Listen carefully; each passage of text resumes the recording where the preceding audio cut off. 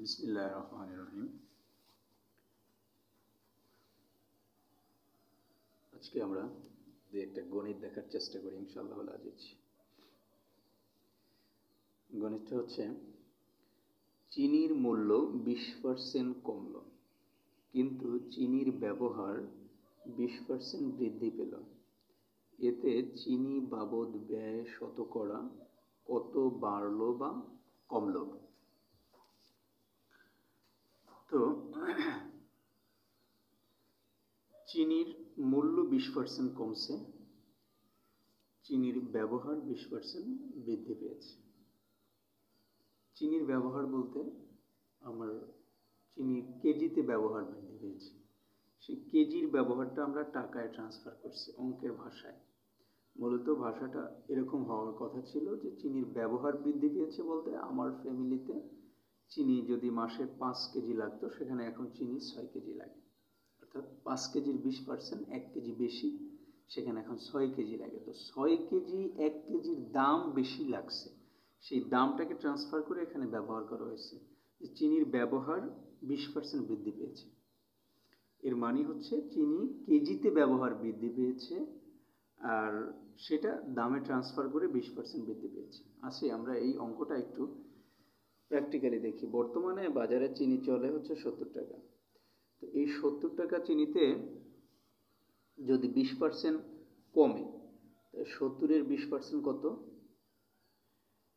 70-এর 20% যদি ডিক্রিজ হয়, তো 70-এর 20% হচ্ছে 14 টাকা। তাহলে 14 টাকা মাইনাস হওয়ার পরে প্রতি কেজির দাম আসবে হচ্ছে 56 টাকা। তাহলে প্রতি কেজিতে যদি 20% ডিক্রিজ হয়, তাহলে প্রতি কেজির দাম আসবে 56 টাকা। এই 56 টাকার উপরে আমি আবার 20% ব্যবহার বৃদ্ধি করব। প্রতি কেজিতে আমি 56 টাকার উপরে 20% ব্যবহার বৃদ্ধি করব। অর্থাৎ 1 কেজির দাম এখন আমার 20% কমার কারণে, ডিক্রিজ হওয়ার কারণে আমার প্রতি কেজি এখন কিনি আমি 56 টাকায়। এই 56 টাকায় কিনি, কিন্তু আমি আমার ফ্যামিলিতে ব্যবহার বৃদ্ধি করে দিচ্ছি। কতটুকু ব্যবহার বৃদ্ধি করছি? 20% ব্যবহার বৃদ্ধি করছি। আগে যেখানে 1 কেজি ব্যবহার করতাম, সেখানে আমি 20% বেশি ব্যবহার করি। তাহলে এই 56-এর 20% হবে কি? ইনক্রিজ। যদি 56-এর 20% ইনক্রিজ হয়, তাহলে এই 56-এর 20%-এ আসবে হচ্ছে 11.20 টাকা। তো 56 প্লাস 11.20, তাহলে 67.20 টাকা। তো আমার প্রতি কেজির দাম আসতেছে কত? 67.20 টাকা। তো দেখো, 70 টাকা চিনি প্রতি কেজিতে 14 টাকা কমার পরেও আমার কিন্তু কমছে না। আমার প্রতি কেজি চিনি থাকতেছে কত? 67.20 টাকা। কেন কমছে না? কারণ আমি যেহেতু ব্যবহার 20% বৃদ্ধি করে দিয়েছি। তাহলে আমার বাজারে চিনির দাম কমছে প্রতি কেজিতে 14 টাকা, বাস্তবে আমার ফ্যামিলিতে চিনির দাম কমছে কত? 70 বিয়োগ 67.20 সমান 2.80। বাস্তবে আমার ফ্যামিলিতে চিনির দাম কমছে 2.80 টাকা। এটি হচ্ছে গণিতের খেলা, যে চিনির বাজারে দাম কমছে, কিন্তু আমি ব্যবহার বৃদ্ধি করছি, এই জন্য মূলত আমার ক্ষেত্রে দামটা কত কমছে অথবা আমার ক্ষেত্রে দামটা কত বাড়ছে। আমি যদি এখানে ব্যবহার 20% বৃদ্ধি না করে ব্যবহার যদি আরও বৃদ্ধি করতাম, যদি 40% বৃদ্ধি করতাম, তাহলে এখানে আমার প্রতি কেজিতে দাম বৃদ্ধি পাইতো কত? 22.40 টাকা। তাহলে এখানে প্রতি কেজির দাম আসতো কত? এই যে 56 যোগ 22.40, এর মানে হচ্ছে 87.40। তাহলে প্রতি কেজির দাম আসতো 78.40 টাকা। তো সেক্ষেত্রে কি হইতো? সেক্ষেত্রে হইতো আমার দাম আরও বৃদ্ধি পাইত। এর মানে 78.40 মাইনাস আগের দাম ছিল কত? 70। তো এখানে কি হইতো? আমার হচ্ছে 8.40 টাকা দাম আরও ইনক্রিজ হতো, দাম আরও ইনক্রিজ হতো। এর মানে হচ্ছে এইভাবে এই অঙ্কগুলা বুঝতে হবে যে আমি যদি ব্যবহার আরও বৃদ্ধি করে দিতাম, 40% ব্যবহার বৃদ্ধি করে দিতাম, অর্থাৎ আমার ফ্যামিলিতে যদি আগে চিনি লাগতো 5 কেজি, সেখানে যদি আমি 20% ব্যবহার বৃদ্ধি করি, সেখানে এখন চিনি লাগে 6 কেজি। তো 6 কেজি চিনি লাগার ক্ষেত্রে আমার 14 টাকা প্রতি কেজিতে চিনি কমলেও বাস্তবে আমার অত দাম কমে না ব্যবহার বৃদ্ধি হওয়ার কারণে। আবার আমি যদি ব্যবহার আরও বৃদ্ধি করে দিতাম, 40% বৃদ্ধি করে দিতাম, এখন চিনি লাগে 5 কেজি, আমার সেক্ষেত্রে চিনি লাগতো 7 কেজি। তো ওই 2 কেজির দাম বৃদ্ধি হয়ে যেত, আমার আরও বৃদ্ধি লাগতো, ওই 14 টাকা কমার পরেও আমার আরও টাকা বেশি লাগতো, বাজারে দাম যতই কমুক। এটি হচ্ছে অঙ্ক। এখন আমরা এই অঙ্কটা একটু বিশ্লেষণ করি যে আসলে ঘটনাটা কি। এটার সাপেক্ষে আমরা সামনে আরও কিছু গণিত করব, প্রবলেম সলভ করব। এখানে একটা বিষয় দেখো, প্রথম রাশিটা হচ্ছে 70 টাকা, অর্থাৎ অরিজিনাল মূল্য যেটা ছিল, অরিজিনাল ভ্যালু ছিল, চিনির প্রথম মূল্য ছিল 70 টাকা। সেই 70 টাকার উপরে 20% ডিক্রিজ হয়েছে। তো এই 20% ডিক্রিজ হওয়ার পরে দাম হয়েছে 56 টাকা। এই 56 টাকার উপরে আবার 20% ইনক্রিজ হয়েছে। ইনক্রিজ হওয়ার পরে দাম আসছে 67.20 টাকা। এই 67.20 টাকা অর্থাৎ এই 70 টাকার উপরে নির্ভরশীল, ডিপেন্ডেন্ট অথবা 70 টাকার উপরে রিলেটেড হচ্ছে যাইয়া পরবর্তী রাশিটা। এরকম একটা রাশির উপরে যখন পরবর্তী রাশি ডিপেন্ডেন্ট বা রিলেটেড বা কারেসপন্ডিং, তখনই আমরা একটা শর্টকাট সূত্র ব্যবহার করতে পারি। তো সেই সূত্রটা ব্যবহার করার আগে আমরা একটু ব্রড ডিসকাশন করি। তো এখানে কি আসলো, এইটা যেভাবে করলাম সেভাবে যদি এই গণিতটা করতে যাই তাহলে কি করা যায় দেখি। চিনির মূল্য 20% কমলো, কিন্তু চিনির ব্যবহার 20% বৃদ্ধি পেল। তাহলে কি হলো, চিনির মূল্য 20% কমলো। তো চিনির মূল্য যদি 20% কমে,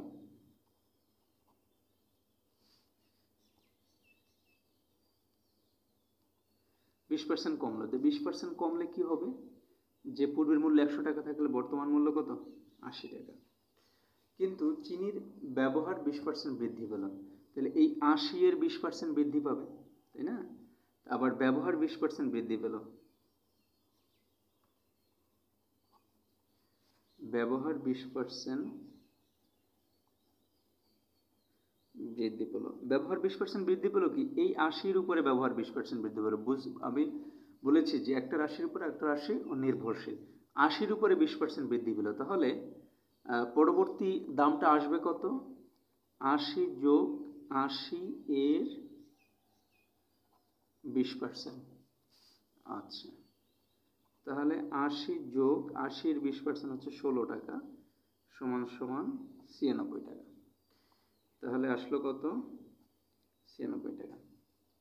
তো আমার 20% ডিক্রিজ হলো, অরিজিনাল দাম থেকে হলো 80 টাকা। 80 টাকার উপরে 20% ইনক্রিজ হলো ব্যবহার বৃদ্ধি হওয়ার কারণে, তারপরে দাম হলো কত, 96 টাকা। তাহলে বাস্তবে আমার দাম কমলো কত, বাস্তবে দাম কমলো, এই যে 20% ডিক্রিজ হলো তার আগে দাম ছিল কত, 100 টাকা। অর্থাৎ পূর্বমূল্য 100 টাকা হলে 20% কমায় 80 টাকা। তাহলে মূলত আমার দাম কমলো কত, মূলত দাম কমলো 100 মাইনাস 96 সমান সমান 4 টাকা। মূলত দাম কমলো আমার 4 টাকা। এটা হচ্ছে এখানে গণিত শেষ। এখন আসি, এটা হচ্ছে এইভাবে গণিত করা যায়। আর একটা যে এই যে বললাম যে একটা রাশির উপরে একটা রাশি যখন ডিপেন্ডেন্ট, রিলেটেড, কারেসপন্ডিং যখন হয়, তখন আমরা একটা সূত্র ব্যবহার করতে পারি। সেই সূত্রটাকে, এই সূত্রটা একটু বুঝি।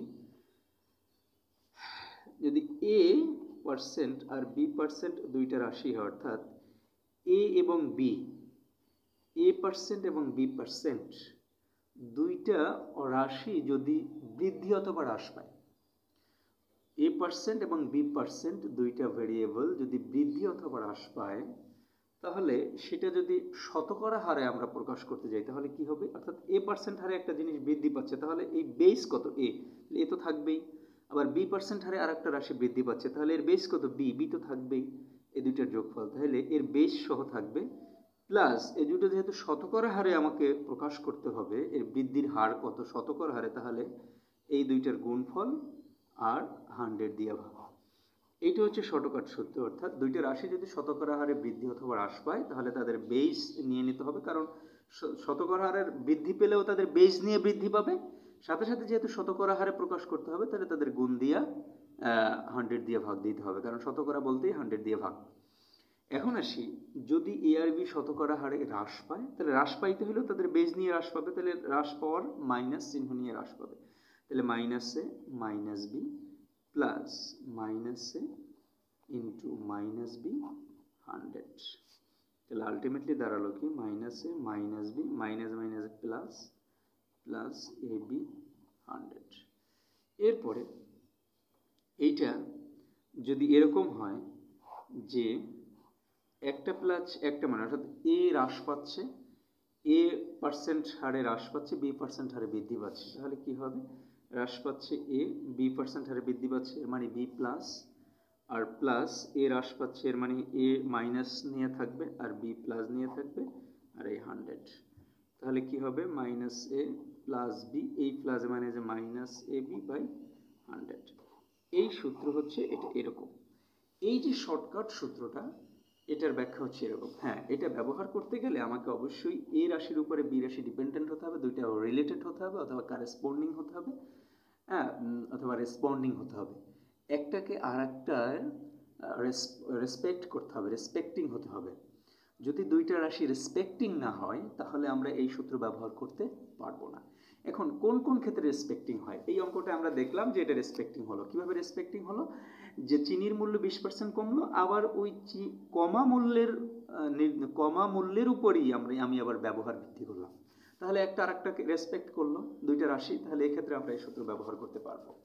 তাহলে আমরা এই সূত্র ব্যবহার করি। প্রথম কি হলো, প্রথম হলে 20% কমলো, তাহলে 20% কমার মানে কি, সে হ্রাস চিহ্ন নিয়ে অর্থাৎ ঋণাত্মক চিহ্ন নিয়ে 20%, এরপরে 20% বৃদ্ধি পেলো অর্থাৎ ধনাত্মক চিহ্ন নিয়ে, এরপরে প্লাস 20% যেহেতু ঋণাত্মক চিহ্ন নিয়ে মানে হ্রাস পেলো এই জন্য ঋণাত্মক চিহ্ন নিয়ে থাকবে, 20% বৃদ্ধি পেলো ধনাত্মক চিহ্ন নিয়ে থাকবে, আর 100 দিয়ে ভাগ হবে যেহেতু শতকরা হারে প্রকাশ করতে হবে। এখন আসি, এইটা দুইটাকে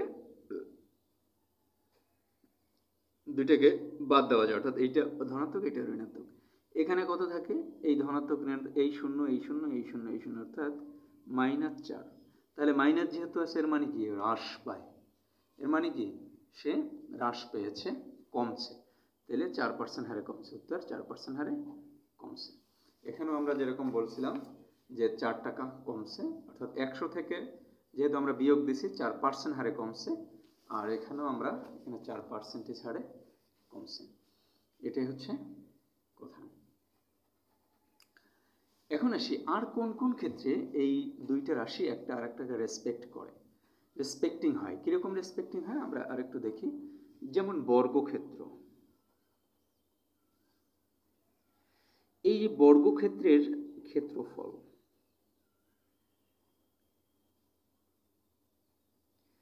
বর্গক্ষেত্রের ক্ষেত্রফল এটা কি আমরা জানি যে কোনো এক বাহুর বর্গ। এই যে কোনো এক বাহুর বর্গ, এটা দেখো এরকম একটা বর্গক্ষেত্র, এই একটা বর্গক্ষেত্র, এই বর্গক্ষেত্র আমরা যদি এক বাহু বৃদ্ধি করি তাহলে এই বাহু বৃদ্ধি করলে তো সাথে সাথে এর সন্নিহিত বাহু বৃদ্ধি করতে হয়, এর মানে হচ্ছে এর সন্নিহিত বাহু বৃদ্ধি করা মানে হচ্ছে এর বাকি বাহুগুলো বৃদ্ধি করতে হয়, এই যে তো এর বাকিগুলো বৃদ্ধি করতে হয়। দ্যাট মিনস বর্গক্ষেত্র হচ্ছে এমন একটা বিষয়, এই যে স্কয়ার রয়েছে এর একটা বাহু বাড়লে আর একটা বাহু বাড়ে, এর একটা বাহু কমলে আর একটা বাহু কমে, অর্থাৎ এর এক সন্নিহিত বাহু দেয় রেসপেক্টিভ, একটা আর একটাকে রেসপেক্ট করে ও রিলেটেড ডিপেন্ডেন্ট। তো এই জন্য এই বর্গক্ষেত্রের ক্ষেত্রফল নির্ণয়ের ক্ষেত্রেও এই সূত্রটা প্রযোজ্য, কারণ বর্গক্ষেত্রের ক্ষেত্রফলটা হচ্ছে একটা বাহু কমলে আর একটা বাহু কমে, একটা বাহু বাড়লে আর একটা বাহু বাড়ে। এরকম আসি আয়তক্ষেত্রের ক্ষেত্রফল,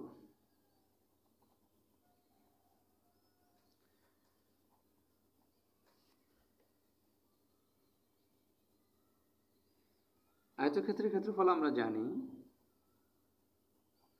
দৈর্ঘ্য গুণ প্রস্থ, এখানে ওই যে দৈর্ঘ্য গুণ প্রস্থ, আয়তক্ষেত্রের ক্ষেত্রফলটা কি, আয়তক্ষেত্রের ক্ষেত্রফল যদি তুমি দৈর্ঘ্য বৃদ্ধি করো তাহলে প্রস্থ হ্রাস হয়, প্রস্থ হ্রাস করলে প্রস্থ বৃদ্ধি করলে দৈর্ঘ্য হ্রাস হয়। তো এরপরে এই যে আয়তক্ষেত্রের ক্ষেত্রফলটাও কিন্তু একটা রাশি আরেকটা রাশিকে রেসপেক্ট করে। তো এই জন্য আয়তক্ষেত্রের ক্ষেত্রফলের ক্ষেত্রেও পরস্পর নির্ভরশীল, দৈর্ঘ্য প্রস্থ পরস্পরের নির্ভরশীল। তো এই যে আয়তক্ষেত্রের ক্ষেত্রফলটাও হচ্ছে এই সূত্রটা প্রযোজ্য হবে। এরপরে বৃত্তের ক্ষেত্রফল,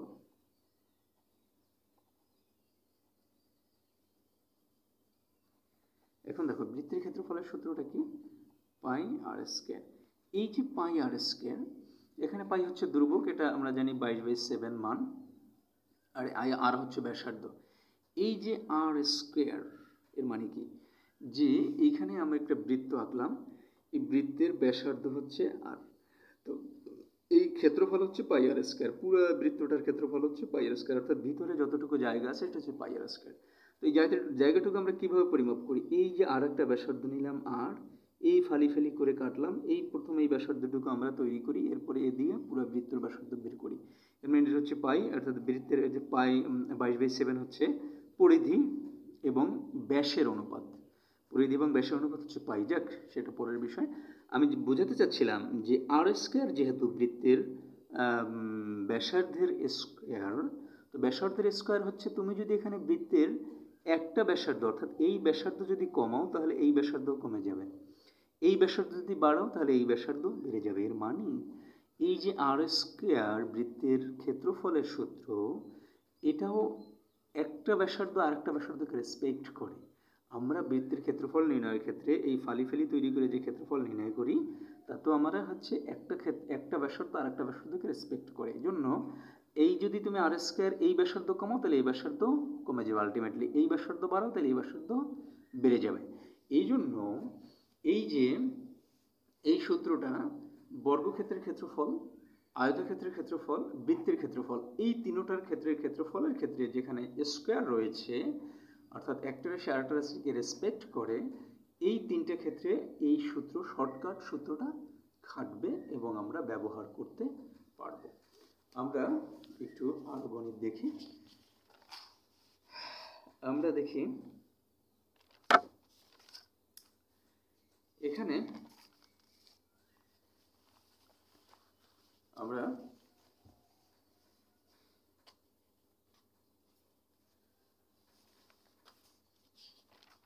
আগে একটা গণিত দেখে আসছি। এই গণিতটা কি বলছে, এই গণিতটা বলছে যে এক ব্যবসায়ী একটি পণ্যের মূল্য 20% বাড়ালো, অতঃপর বর্ধিত মূল্য থেকে 25% কমালো, সর্বশেষ মূল্য সর্বপ্রথম মূল্যের তুলনায়। সুন্দর কথা, এটাও একটা রাশির উপর আরেকটা রাশি ডিপেন্ডেন্ট। প্রথম মূল্য 25% বাড়ালো, অতঃপর ওই যে বাড়ানো মূল্য থেকে 25% কমালো, বর্ধিত মূল্য থেকে 25% কমালো, তাহলে একটা রাশির উপর একটা রাশি কি ডিপেন্ডেন্ট। তখন আমরা শর্টকাট সূত্রে করতে পারি। আর যদি একটু ব্রড ডিসকাশন করি তাহলে কি হবে, প্রথম মূল্য 25% বৃদ্ধিতে মূল্য হলো কত, 125 টাকা। তো 125 টাকার উপরে আবার 25% বৃদ্ধি করছে, তাই না?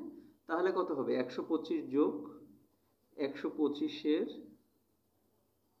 25%, তাহলে 125, সরি, বর্ধিত মূল্য থেকে 25% কমালো, তাহলে এখানে যোগ হবে না, মাইনাস হবে।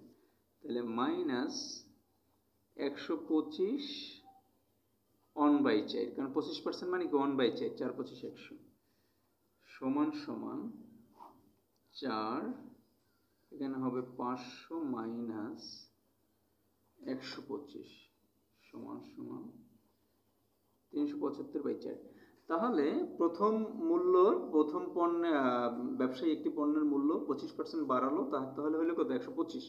এই 125 থেকে আবার 25% কমালো, মাইনাস 125-এর 25%, তাহলে হবে কত, 375/4। তাহলে মূল্য আসলে কতটুকু কমলো বা কতটুকু বাড়লো আমরা একটু দেখি। মূল্য প্রথম ছিল কত, 100, প্রথম মূল্য, অর্থাৎ 25% বাড়ানোর আগে মূল্য ছিল কত, 100। তাহলে 100 মাইনাস 375/4, তাহলে মূল্য কি হলো, মূল্য কিন্তু কমলো, মূল্য কিন্তু বাড়ে নাই, অর্থাৎ 100ই পূর্ব মূল্যই বেশি আছে আর এই যে পরের মূল্য এটা কম, তাহলে মূল্য কি হয়েছে, কমলো, তাহলে সমান সমান 400 মাইনাস 375 সমান সমান 25/4 সমান সমান 6.25। তাহলে এই যে 6.25% বা 6.25, এটা কি হয়েছে? 6.25% মূল্য আমাদের কি হইল? কমলো। এটাকে শর্টকাট যদি করি, প্রথমে কি হয়েছে? 25 টাকা বাড়লো, তাহলে 25 হবে প্লাস, এরপর কি হয়েছে? 25 টাকা কমছে, 25% কমছে, তাহলে 25 মাইনাস, এরপরে হবে কত? প্লাস। 25 যেহেতু বাড়ছে এটা প্লাস, এরপরে যেহেতু 25 কমছে 25 মাইনাস, এরপরে 100। এই 25 একে অপরকে বাদ দিয়ে দেয়। এরপরে এখানে হয় কত? 25